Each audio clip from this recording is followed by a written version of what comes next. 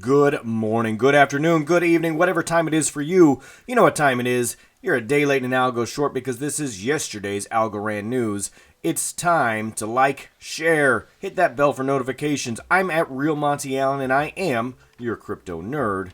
And today we're going to jump into it. So first up today, Crypto Bro. If you don't follow Crypto Bro, you probably should. I just found him, and he does a lot of good research, retweets a lot of good stuff, and has some value to add to the community. In this particular case, he's reposting some information about the DLA Piper news. And this is the law firm that is digitizing and putting traditional assets on the blockchain as NFTs. And they're talking about digitizing intellectual property. They're talking about digitizing real estate. They're talking about digitizing mining rights, things that normally we don't see on the NFT marketplace. Somebody like a Securitize might come into play with this, but I think that their platform, the Toko platform, would be a competitor in that type of a scenario. And I couldn't find a lot of information on them for retail business, and I'm wondering if maybe they are more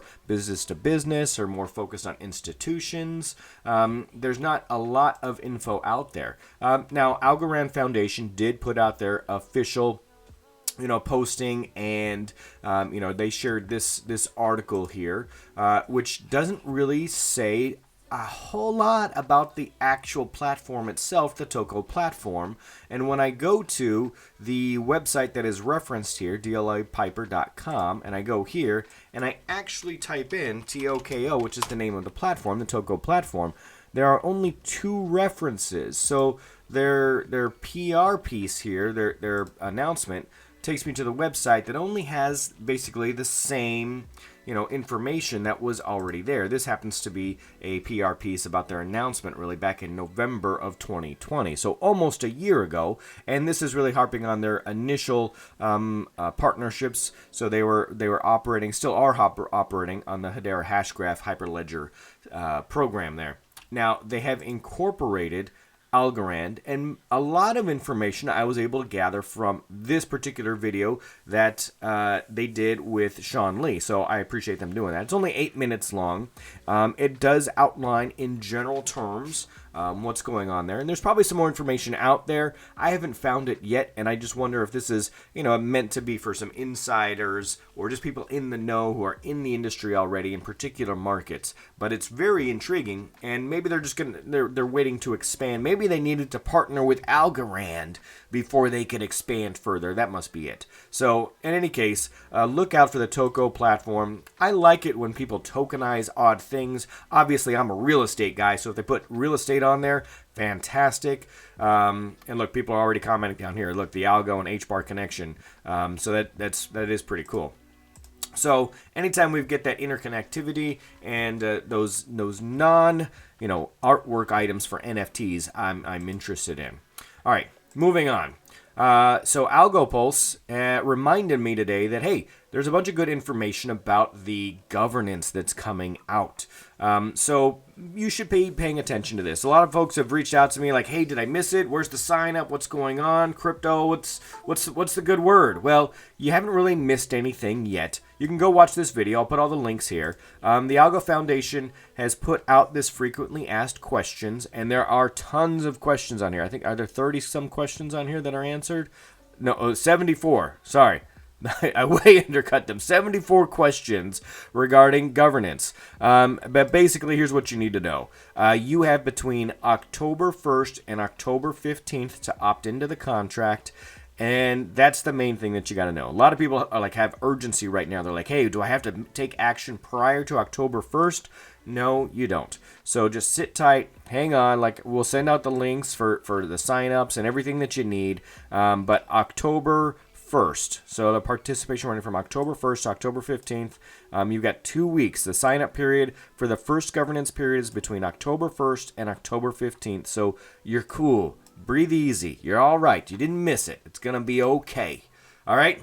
We got some more Crypto Bro stuff here. So he is following the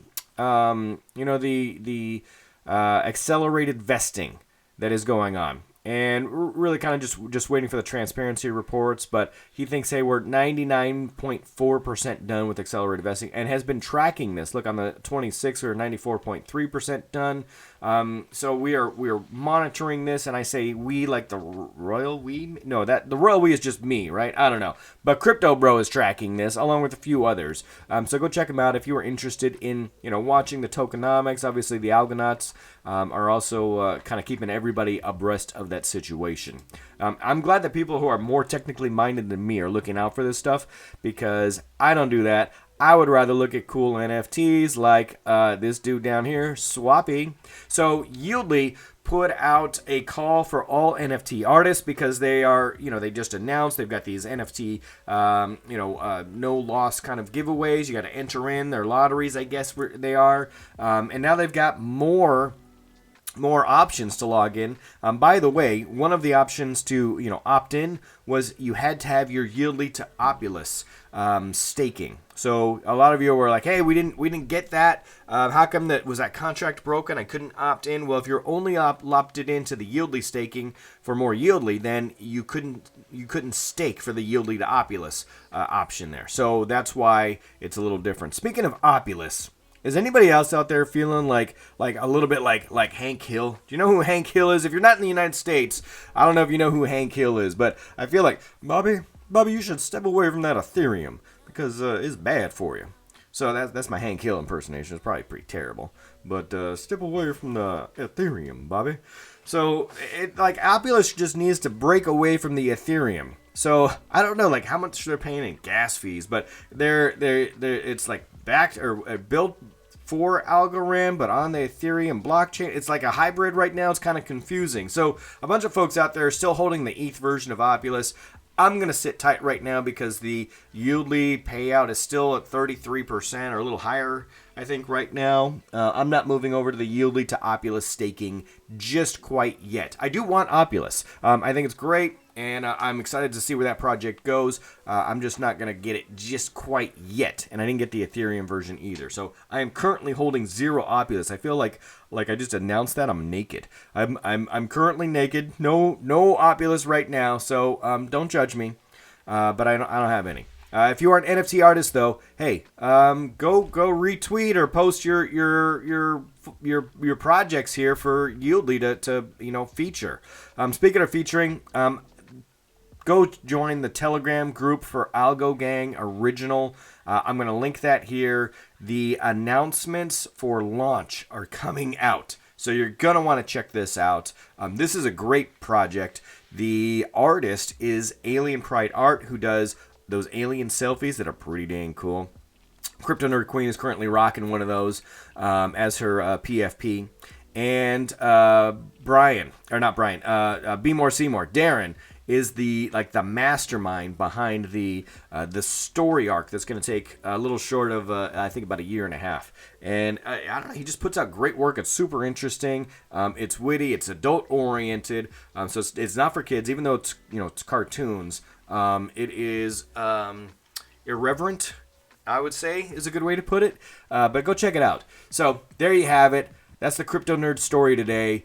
I'm sticking to it. We'll have more news tomorrow. Crypto Nerd.